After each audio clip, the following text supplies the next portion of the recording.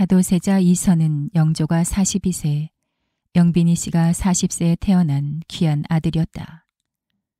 태어나자마자 원자가 됐고 돌을 넘기자마자 세자로 책봉된 그는 10살에 동갑내기 해경궁 홍씨와 가래를 올려 부부가 됐다. 영조 26년 세자빈 해경궁 홍씨는 첫 아들을 낳았다. 20대 임금 경종과 21대 임금 영조는 모두 후궁 소생이었고 사도세자 또한 영조의 후궁인 영빈이 씨의 몸에서 태어났기에 왕궁에서 정궁이 아들을 낳은 것은 거의 100년 만의 경사였다.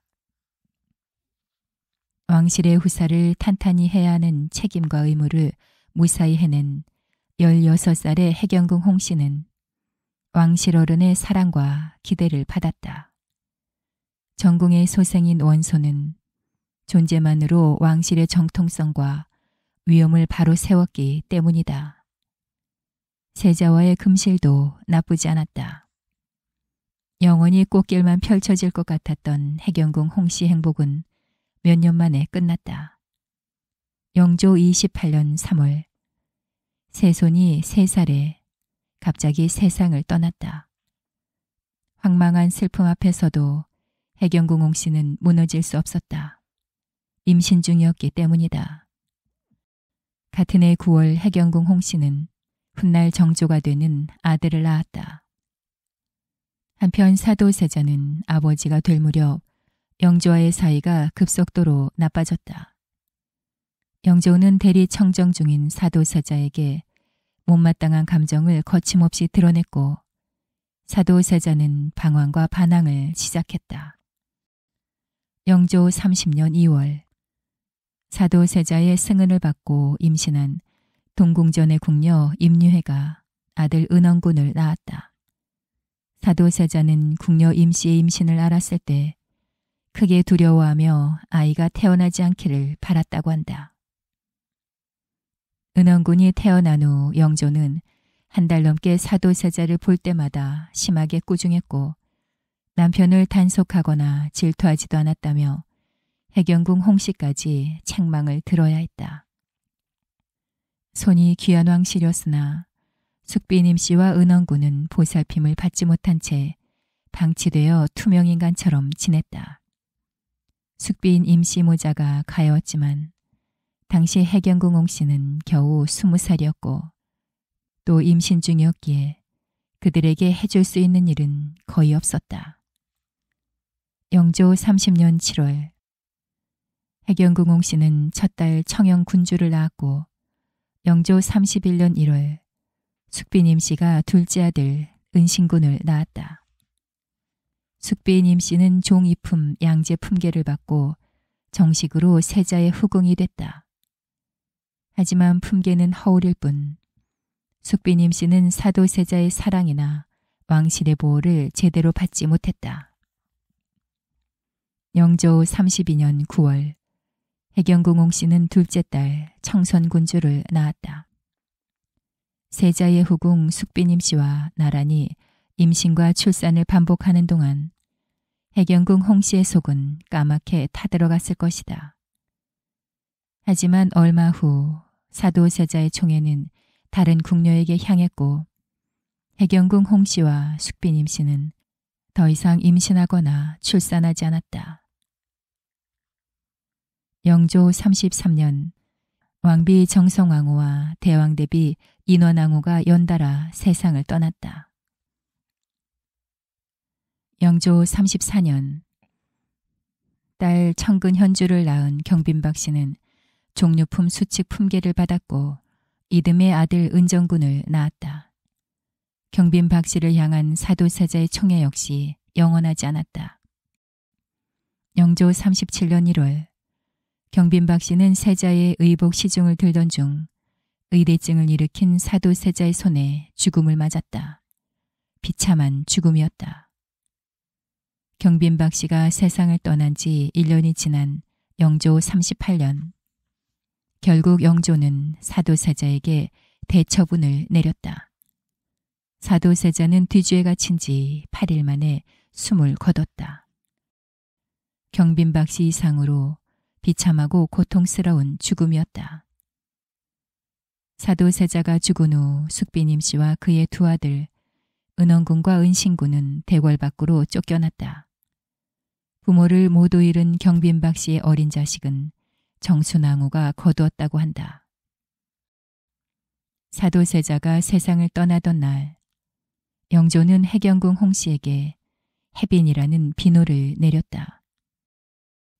영조의 두 아들 효장세자와 사도세자는 모두 영조보다 먼저 세상을 떠났고, 효장세자의 세자빈 현빈 조씨와 사도세자의 세자빈 해경궁 홍씨는 죽는 날까지 왕비나 대비가 되지 못한 채 세자빈을 유지했다. 현빈 조씨는 자식은커녕 합궁 한번 하지 못한 채 어린 나이로 남편을 잃었으나 해경궁 홍씨는 세손의 어머니였다. 하지만 세손이 장차 영조의 뒤를 이어 왕위에 오르더라도 해경궁 홍씨는 세자의 전궁일 뿐 영원히 왕비도 대비도 될 수 없었다. 그것이 영조의 뜻이었다. 하지만 해경궁 홍씨는 오지 않은 미래의 지위를 안타까워할 여유가 없었다. 그는 영조의 명에 따라 서둘러 친정으로 떠났다. 대신 영조의 명에 따라 훗날 정조가 되는 세손은 궁에 남아야 했다. 해경궁 홍씨는 두 딸 청영군주, 청선군주, 그리고 자신을 따라가겠다는 세손빈과 함께 친정으로 갔다. 해경궁 홍씨는 28살이었고 큰딸 청영군주는 8살, 작은딸 청선군주는 6살, 그리고 세손빈은 9살이었다. 9살에 처음 대궐에 들어와 10살에 세자빈이 된 후 거의 20년 만에 자식 며느리와 함께 친정에 가는 길, 남편 사도세자는 죽고 죄인처럼 대궐에서 쫓겨나 친정으로 향하던 해경궁 홍씨의 심정은 어땠을까? 해경궁 홍씨의 아버지 홍봉안도 막막했다. 그는 지난날 사도세자의 비행과 잘못을 감싸줬던 전력이 있기에 만약 그것이 영조의 분노를 산다면 멸무는 시간 문제였다. 살 길은 오직 하나, 영조의 자비뿐이었다. 이런 상황에서 홍봉안은 세자빈 해경궁 홍씨와 세손빈 효이왕후 그리고 군주 둘까지 지체 높은 왕실에 여인 4명을 집에 모시고 있어야 했다. 이들이 언제까지 머물지도 알 수 없었고 왕실에서 과연 금전적 지원이나 배려를 해줄지도 모를 일이었다. 절망적인 상황에서 해경궁 홍씨는 세손빈 효이왕후와 동갑내기인 9살의 성덕임을 만났다.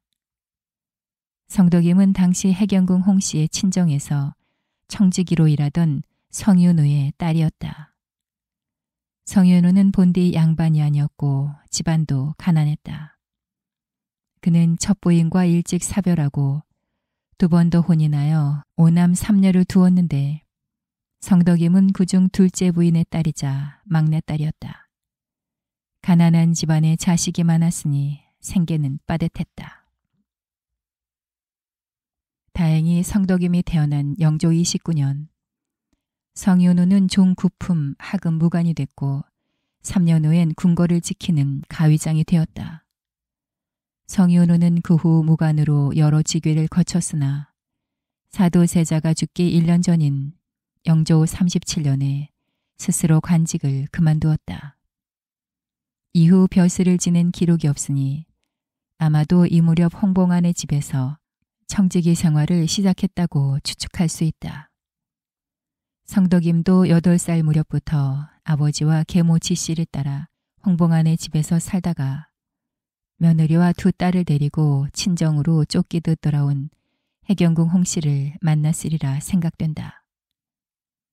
영조의 용서와 부름이 있을 때까지 반년가량 아들인 세손과도 만나지 못한 채 친정에서 머물던 해경궁 홍씨는 이듬해인 영조 39년 1월 마침내 창덕궁으로 돌아갈 수 있었다. 성덕임이 궁녀가 된 배경에는 해경궁 홍씨의 뜻도 있었으나 가장 큰 이유는 가난이었다. 아버지 성윤호는 병이 있었고 오빠들은 변변한 돈벌이를 하지 못했다. 훗날 족부에 오르지 못한 친언니는 해경궁 홍씨의 집안 사람인 홍락성의 첩이었다. 즉 10명이 넘는 식구를 건사하며 가장 노릇을 할 사람이 없었다. 오빠들이 제 몫을 하고 집안을 책임지려면 공부를 해야 했고 뒷바라지를 하기 위해서는 돈이 필요했다. 해경궁 홍씨는 남편이 죽은 대궐로 돌아가기가 두려웠다. 대궐로 돌아가는 건 분명 다행이었지만 세자빈으로 간택되어 가래를 치를 때 그를 마냥 예뻐해 주던 우더르는 이미 세상을 떠난 후였고 시아버지 영조는 너무 무서운 존재가 됐다. 몇 년 지나지 않아 두 딸이 혼례를 치르고 출궁하면 대궐에 마음 붙일 곳이 없어질 터였다. 영조 39년 1월 해경궁 홍씨는 며느리 효의왕후와 함께 창덕궁으로 돌아왔는데 싹싹하고 눈치도 빠른 성덕임은 아마 이때 입궁하여 궁녀가 되었을 것이다. 사가에서 힘든 시기를 함께 보낸 해경궁 홍씨와 효의왕후 그리고 성덕임은 궁으로 돌아온 후에도 서로를 의지했다. 특히 효의왕후와 성덕임은 훗날 성덕임이 후궁이 된 후에도 사이가 각별했다고 전해진다.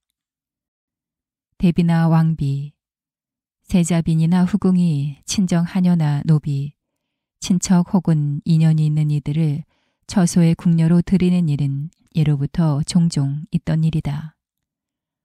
10살 성덕임은 궁녀로 정식 입궁하기엔 다소 늦은 나이였으나 해경궁 홍씨 처소에 궁녀가 됐다. 해경궁 홍씨는 아들, 딸과 비슷한 또래에 마음을 놓고 부릴 수 있는 성덕임을 딸처럼 키웠다고 한다. 훗날 정조의 승은을 입고 후궁이 되기 전 의빙 성씨의 품계가 정오품에 해당하는 상이었으니 그는 지밀 혹은 친방 등 상급 부서에서 생각시 시절을 보냈으리라 추측할 수 있다. 궁생활에 조금씩 익숙해질 무렵 성덕임은 왕실에서 일어나는 중요한 일을 연달아 경험하게 된다. 그가 궁녀가 된 지 1년째 되던 영조 40년 2월 영조는 세손을 이미 세상을 떠난 효장세자와 현빈 조씨의 아들로 입적시켰다. 사도세자의 아들이라는 이유로 세손의 왕위 계승을 반대하는 논란을 종결하기 위해 법적 신분을 바꿔버린 조치였다. 영조는 세손을 지키기 위해 한 일이었지만 해경궁 홍씨는 한중록에서 아들을 빼앗긴 이날을 가장 슬펐던 날로 기록했다. 같은 해 5월 사도세자의 3년상이 끝났다. 영조는 사도세자의 묘호를 수운으로 내리고 사도세자가 세상을 떠난 창경궁에 묘호를 세우라고 명한 후 세자의 대상을 지냈다. 7월엔 사도세자의 어머니이자 영조의 후궁인 영빈이 씨가 세상을 떠났다. 12월에는 영조가 영빈이 씨의 처소가 있던 경희궁으로 거처를 옮겼다. 왕비 정순왕후와 해경궁 홍씨 그리고 세손 부부도 함께 경희궁으로 거처를 옮겼다. 세손이 효장세자의 아들로 입적되고 연이어 치른 사도세자의 3년상과 영빈이 씨의 장례는 해경궁 홍씨에게 매우 중요했다. 공적으로는 나란 일이었으나 사사롭게는 아들과 남편 그리고 시어머니의 일이었다. 덕분에 해경궁 홍씨 처소의 어린 궁녀였던 성덕임은 슬기로운 궁중 생활의 기초를 여느 궁녀보다 세심하게 배울 수 있었다. 후에도 해경궁 홍씨와 직간접적으로 연관된 왕실의 대소사가 계속 이어졌다. 영조 41년엔 청영군주가 혼인했고 같은 해 사도세자의 서자 은원군과 은신군이 관례를 올렸다. 사도세자의 전궁으로서 해경궁 홍씨는 예법에 어긋나지 않게 신경 써야 했다. 영조 42년엔 청선군주도 혼인했다. 왕실에 분주한 일이 막 끝났을 무렵 세손이 성덕임에게 다가왔다. 세손 시절의 정조는 항상 모범적인 모습을 갖추기 위해 하루도 긴장을 늦추지 못했다. 사도세자는 죄인이라는 근거로 죄인의 아들은 왕이 될 수 없다고 주장하는 노론 벽파의 상소문이 쩌렁쩌렁하게 대궐에 울려도 세손은 참고 견디며 말을 아끼고 행동에 신중해야 했다. 아무리 세손의 자리에 있어도 날마다 위기였으니 마음을 드러내거나 마음 가는 대로 행동할 수 없었다. 세손은 가족에게 위로받을 수도 없었다. 어머니 해경궁 홍씨는 물론이거니와 할아버지 영조와 8살 많은 할머니 정순왕후, 고모 화완옹주 모두 세손이 말과 행동을 가장 조심해야 하는 이들이었다. 세손이 드물게 마음을 보일 수 있는 유일한 사람은 가족이 아니라 홍구경이었다. 홍구경은 세손의 이야기를 들어주고 마음을 위로해 주었을 뿐 아니라 이를 트집 잡는 이들의 공격을 알아서 척척 해결했다.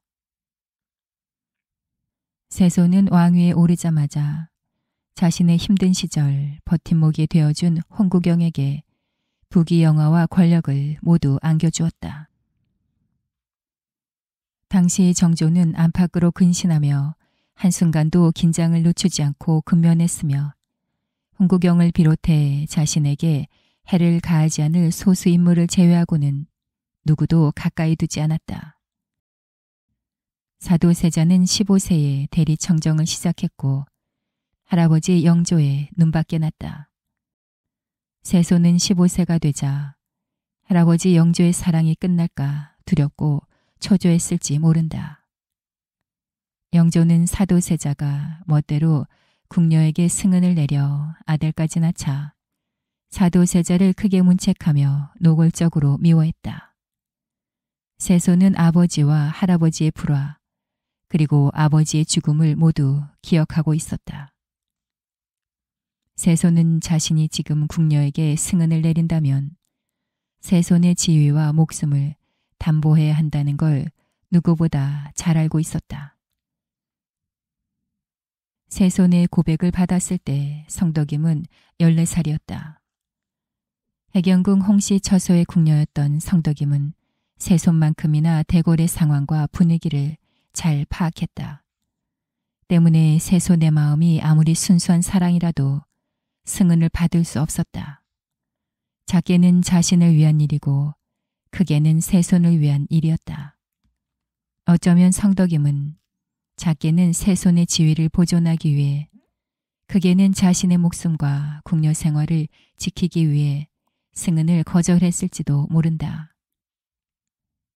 이 무렵 세손의 두 여동생인 청영군주와 청성군주는 차례대로 혼인해 궁 밖으로 나가서 살게 됐고 세손과 세손빈의 사이는 소원했다. 자식이 없던 화왕공주가 조카인 세손에 대한 집착으로 효의왕후와 세손 사이를 이간질했기 때문이다. 22세에 딸과 남편을 연달아 잃은 화완옹주는 영조의 배려로 궁으로 돌아와 생활했다. 두언니 화평옹주와 화여봉주는 이미 세상을 떠났고 사도세자마저 죽은 후였기에 화완옹주는 영조와 영빈이 씨의 하나 남은 자식이었다. 먼저 죽은 자식에 대한 마음의 부채 때문이었을까. 영조는 화완옹주를 굉장히 예뻐했고 화완옹주는 그런 영조의 사랑을 마음껏 누리고 이용하며 다정하게 지내는 세손과 세손빈을 필사적으로 방해했다. 얼마 지나지 않아 세손은 화완옹주의 집착에 부담을 느껴 그를 멀리했고 화완옹주는 세손과 사이가 멀어지자 정우겸을 양자로 들였다. 그때부터 화완옹주의 집착 대상은 세손에서 양아들 정우겸으로 바뀌었다. 외손자라는 이유로 영조의 귀염을 받은 정우겸은 세손이 왕위에 오르기 전까지 막강한 정적이었다. 왕위와 권력이 걸린 영조와 세손의 관계도 살얼음처럼 위험했지만 왕실 여인의 세계 또한 어렵고 복잡했다. 성덕임은 세손빈이 된 지 몇 달 만에 시아버지 사도세자의 비참한 죽음을 겪고 시어머니 해경궁 홍씨를 따라 궁을 떠났다가 대궐로 돌아온 후에는 시고모 화와농주의 시집살이에 시달렸던 효이왕후가 안쓰러웠다. 가난한 친정을 부양하기 위해 궁녀가 된 성덕임은 세손빈이라는 고귀한 지위와 신분을 가졌으나 어릴 때부터 너무 많은 책임과 무게를 짊어져야 했던 효이왕후를 보면서 어떤 생각을 했을까? 성덕임과 효이왕후의 신분은 달랐지만 동갑내기였고 동병상련의 마음으로 서로를 말없이 위로하며 궁 생활을 견뎠을지 모른다. 이런 복잡한 이유로 성덕임은 세손이 승은을 내리려고 했을 때 죽음을 각오하고 아직 세손빈이 후사를 잊지 못했다며 거절했다. 성덕임은 궁녀가 된 목적이 확실했다. 후궁이 되어 부귀영화를 누리고 총애를 권력으로 삼는 삶은 그가 원하는 바가 아니었다. 성덕임은 가난한 친정을 건사하기 위해 궁녀가 됐고 차근차근 목적을 이루어 나가는 중이었다. 장차 나인이 되고 상궁이 되면 친정에 더욱 도움이 될 터였다. 하지만 세손의 후궁이 된다면 이런 계획은 아무 소용이 없었다. 영조의 분노를 살 수도 있고 반대로 후궁 품계를 받는다 해도 끝까지 좋으리라는 보장도 없다. 당장 사도세자의 후궁이 어떤 결말을 맞이했는지 확인만 해도 답은 분명했다. 세손의 승은을 받고 후궁이 된다면 지푸라기를 부여잡고 언제 위험이 닥칠지 모르는 불구덩이로 들어가는 셈이었다. 다행히 세손 역시 자신의 지위가 여인에 대한 애정보다 훨씬 중요하다는 걸 알고 있었다. 무엇보다 성덕임을 아끼고 존중하는 마음이 컸기에 승은을 거절당한 후에도 그가 아무런 불이익을 받지 않고 궁녀로 계속 지낼 수 있도록 배려했다. 세손이 성덕임에게 거절당했던 일은 그렇게 두 사람만의 비밀이 됐다. 하지만 세손은 이미 마음에 둔 성덕임을 한 번도 포기하지 않았다. 국본의 첫사랑이자 임금의 순종이었다. 1776년 영조가 승하하고 정조가 즉위하자 정조의 세손 시절 그를 위협하며 대립했던 정우겸과 홍인한 등은 모두 사사됐고 정조를 보필했던 이들은 출세가도를 걷기 시작했다.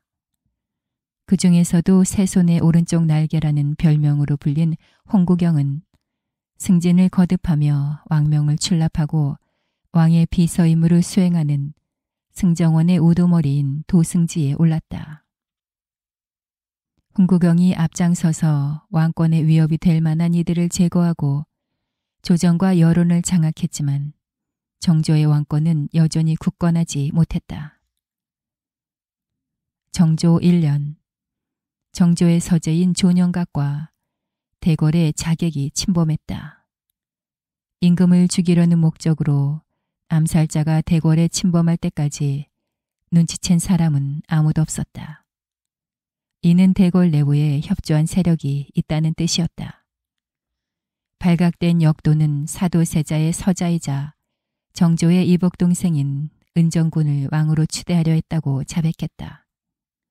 이 사건 이후 홍구경은 대궐에서 숙식하며 정조를 호위하는 수기 대장직을 겸하게 됐다.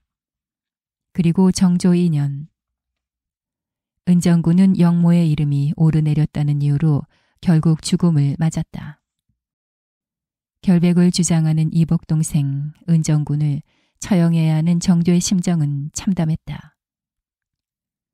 이처럼 참담한 와중에 대비 정순왕후는 효의왕후에게 자식이 없으니 후사를 위해 간택 후궁을 뽑는다는 교지를 내렸다. 정조는 대비의 뜻에 따라 후궁을 맞았다. 간택은 대비의 주도로 진행되었으나 후궁은 이미 정해져 있었다. 바로 정조의 무한한 신임을 받는 홍구경의 여동생이었다. 그는 원빈으로 봉해져 성대한 가래를 올렸다. 원빈 홍씨는 정조의 첫 번째 후궁이자 최초의 무품빈으로 특별한 대우를 받았다. 무품빈이란 품계가 없는 후궁으로 왕비를 대신하여 원자를 생산할 책임을 지닌 후궁이다. 왕비와 마찬가지로 품계가 없었고 왕비에 준하는 대우를 받았다.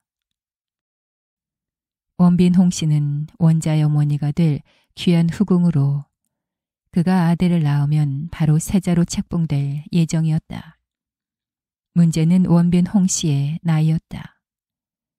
13살에 불과했던 원빈 홍씨는 한시가 급한 후사를 보기 위해 간택 후궁이었으나 15살이 될 때까지 최소 2년 동안 정조와 합궁이 불가능했다. 원빈 홍씨는 당시 하늘을 찌르는 홍구경의 권세를 보여주는 동시에 홍구경의 권력을 더욱 굳건하게 만들었다.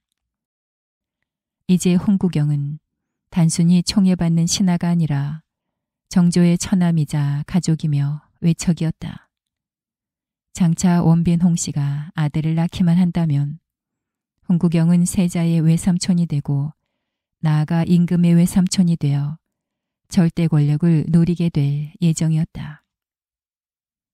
그런데 홍구경이 미처 계산하지 못한 비극이 발생했다.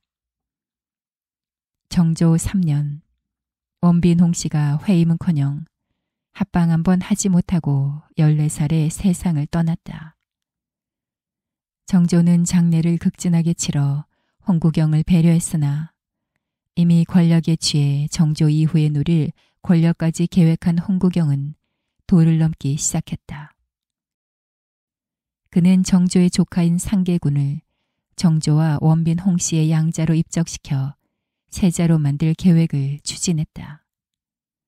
상계군의 아버지 은원군은 사도세자의 서자 중에서 유일하게 살아남은 정조의 이복동생이었다. 홍구경은 상계군뿐 아니라 은원군까지 위험하게 만들었다. 정조에게 상계군을 양자로 삼으라는 말은 아직 자식을 두지 못한 정조에게 아예 후사를 보지 말라는 억지나 다름없었다. 게다가 홍구경은 원빈 홍씨의 죽음이 수상하다며 왕비 효의왕후에게도 무수히 무례를 범했다. 정조는 변해버린 홍구경의 손을 놓기로 결심했다. 정조 4년, 홍구경은 정조의 뜻에 따라 모든 권력을 내려놓고 관직에서 물러났다.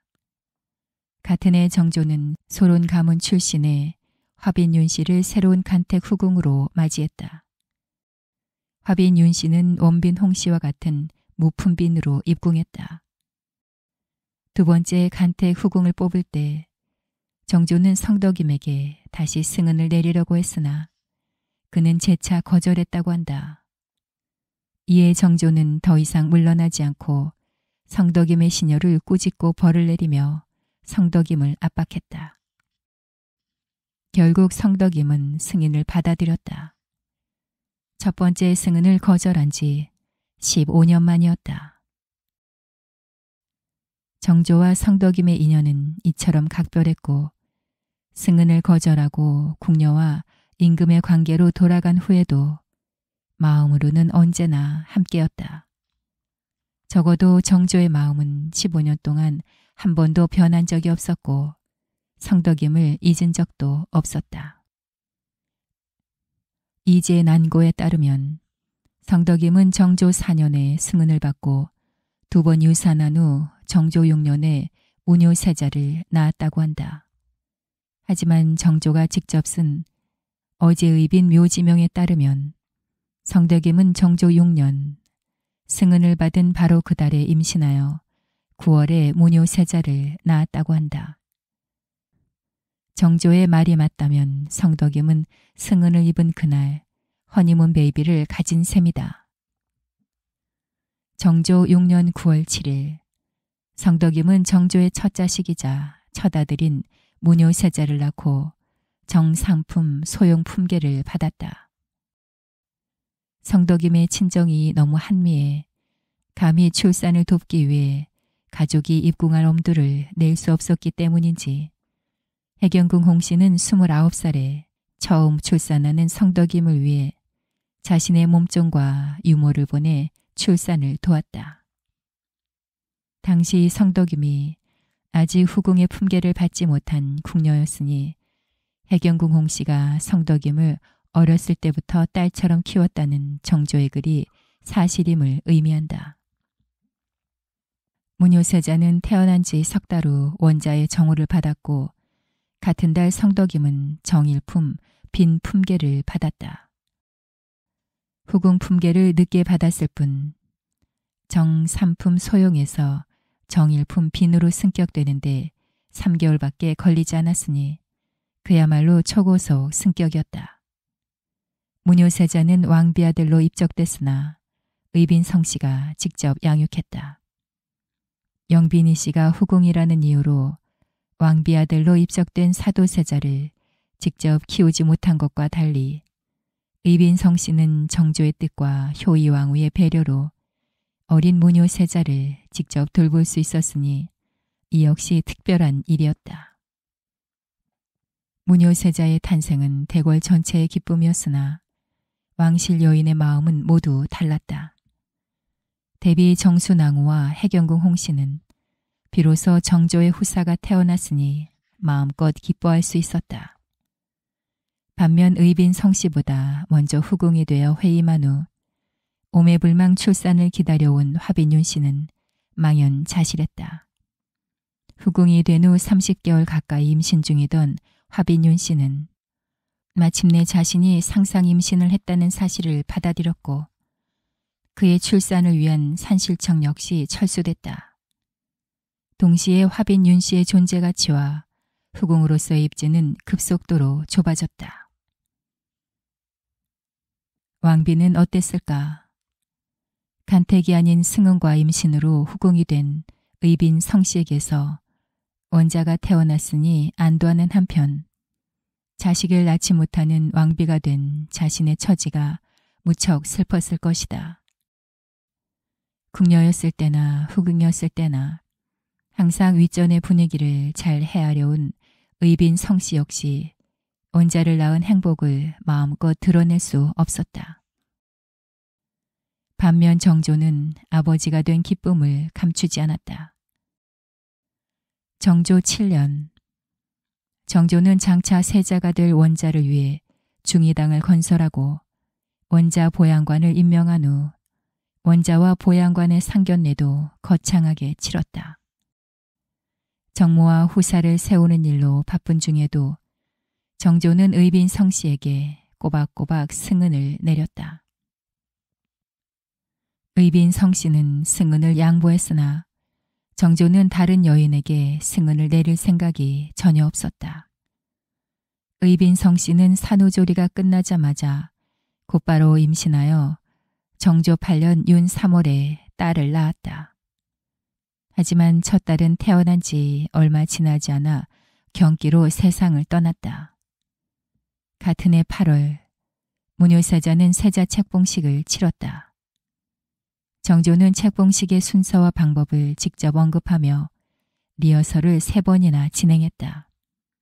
무뇨세자의 세자 책봉식을 성대하게 치르면서 갓난옹주의 죽음은 조용히 잊혀졌다.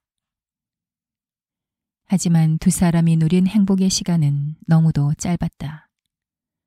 정조 10년 5월 무뇨세자가 홍역을 앓다가 세상을 떠났다. 당시 의빈 성씨는 임신 중이었다. 자식을 연달아 잃은 슬픔이 너무 컸을까.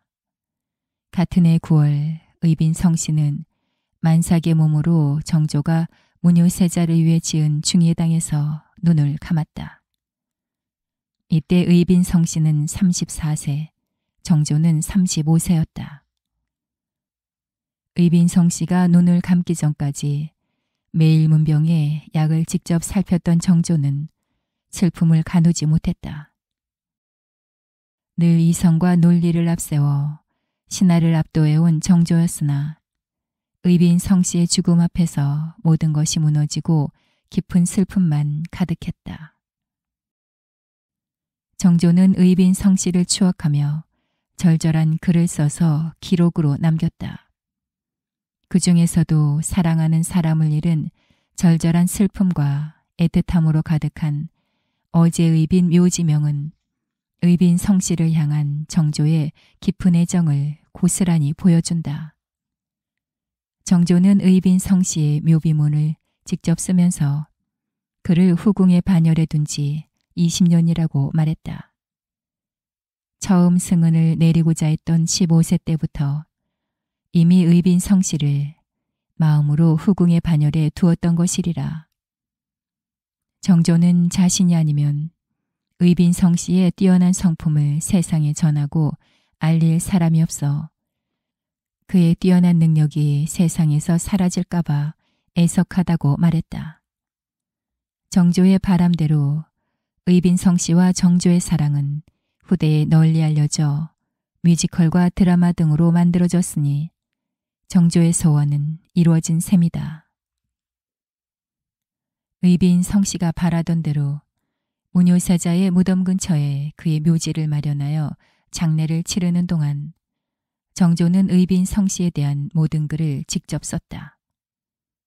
장례가 끝나고 제사를 지내면서 정조는 마침내 의빈성 씨가 세상에 없다는 사실을 받아들이고 제사 때마다 애통과 슬픔을 글로 남겼다. 어제 의빈 묘지명 중에서 비는 날 때부터 밝고 슬기로워 갓 1살이 되었을 때 성명과 자를 구분할 줄 알았고 몸가짐을 깨끗이 하며 성품이 곧고 맑아 더욱 온화하였다. 10살 무렵 궁궐에 뽑혀 들어와 임금의 친척 부녀들이 모두 나라에 공을 세우고 벼슬이 많은 집안 출신으로 여겼다. 타고난 바탕이 남달라 남을 높이고 자기를 낮추었으며 검약했다. 뿐만 아니라 의리를 명백하게 가리고 확고하게 지켰다. 아, 나는 빈의 죽음에 이처럼 슬프다. 끊어지는 아픔과 비통하고 참혹한 마음을 어찌 구하고 어디에 기댈까. 지금 닥친 슬픔이 예전의 일과 비교할 수 없구나. 어찌 슬픔이 오직 빈의 죽음뿐이겠는가. 이로써 죽은 사람과 산 사람이 서로 영원히 헤어지는 한스러움을 달래노라. 슬픔을 잊을 수 없음을 슬퍼하는 것이 마땅하다. 그러하냐, 그렇지 아니하냐. 나는 오히려 내가 지금 죽은 것이 믿기지 않는다. 슬퍼하고 슬퍼하는 사람의 마음이 이어지지 않는구나. 나는 영원한 헤어짐을 슬퍼할 뿐이다. 문득 생각하니 빈의 생일이 또 왔는데 어찌 더 살지 못하고 생일에 제사상을 받는단 말인가. 그대와 즐겁게 논일던 것을 돌아보나 적막하고 잠잠하다. 그대는 난초처럼 향기로운 풀과 같았고 더불어 이야기하며 내게 힘을 주었다.